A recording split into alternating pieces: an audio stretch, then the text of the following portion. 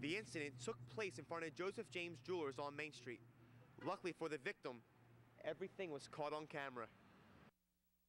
U.S. Marshals say the goal of this operation was to get accused criminals off the street. Why? They say having fugitives on the streets makes the community an unsafe place. My friend here, with no body and only a head, is called the simulator. This is the first place students work before they'll work on a real head. The suspect didn't just break into the locks on the doors of this American Legion outpost. He broke into the hearts of those needy people who would have benefited from the stolen money. Back in the 1980s, the question was, where's the beef? Now that that's been answered, the question is, where's my beef coming from? Yeah, it's not him. It's just not the way he is. Every night at 8:30, has dinner, goes to bed. Has a girlfriend, has his life going on for him. Roger Barlow's parents say it simply can't be true. Their son is one of two men accused in a string of Coatesville arsons.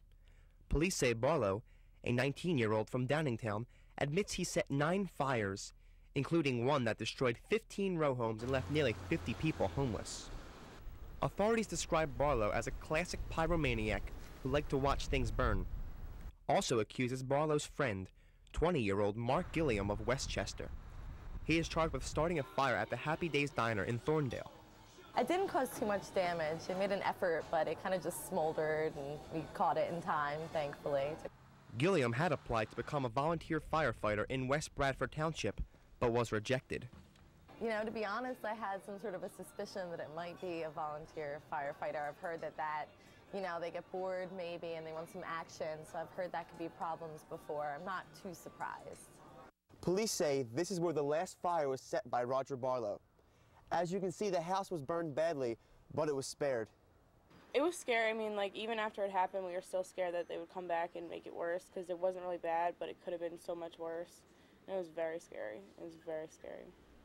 Despite these 2 arrests, worries still plague this community. I could feel like it's kind of mixed relief. Everyone wants to be really excited about it, and they want to feel like it's over, but yeah, we're still a little concerned there might be a couple more out there. For ABC 27 News, Michael Zuino.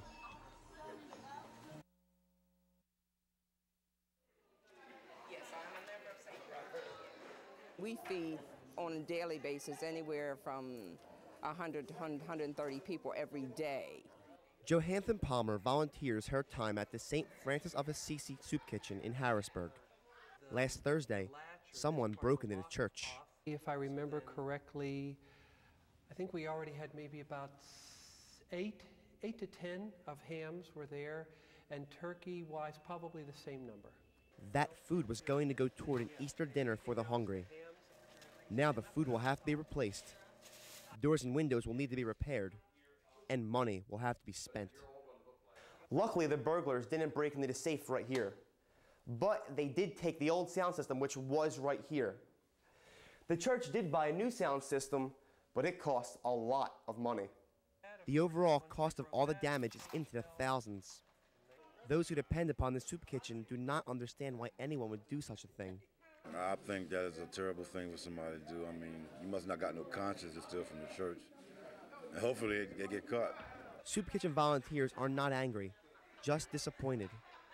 But they maintain their Christian beliefs. I have to forgive them.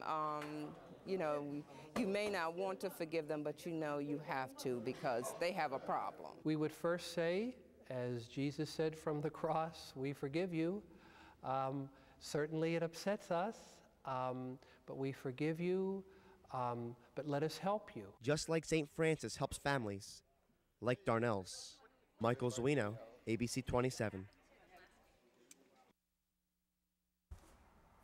Oh, thank you.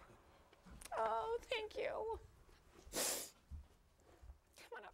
This locket was a gift from Jill Manley's husband to her daughter. Jill feared it was lost in the fire that destroyed their home on Wednesday. I was at work. I got a frantic call from my babysitter, and she just said, your house is on fire. Luckily, the babysitter was out at the time with 2 of her 3 children. Almost instantly, neighbors reached out to the family. We've organized to get, whatever furniture that they need. We've organized to get, you know, clothes for Maggie. The list includes a refrigerator and an almost endless supply of dinners. There are no limits to what people have offered to give us, to buy us, to do for us. We've had 12 million offers to live in people's homes. In all the chaos, Jill knew what she wanted to save from the fire. I think probably a lot of people think if my house was burning right now, what would I take with me? And I always knew it would be my photo album. So, one frame that had photos of her youngest daughter's first year was lost, but she hopes her family has other copies. The Manley home will take time to rebuild, so Old Forge Builders of Mechanicsburg helped out. This is a new house where the Manley family will be living. It's only a stone's throw from their old house, and their oldest daughter, Maggie, chose this room up top for a reason.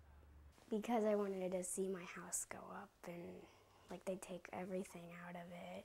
She can watch her house get fixed and try on new clothes bought by friends. I had a skirt like this. It was white. Of course, it burnt in fire.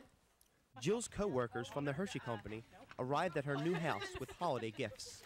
We really wanted the kids to be able to have a nice Easter holiday, so we got a lot of Easter baskets and toys and clothing and books and things like that. Easter Sunday will be the family's first night in their new house. There is significance to that, you know, God was with us on Wednesday, that this fire could have been far worse and that we could have been in the house. My kids could have been in the house. Michael Zuino, ABC 27.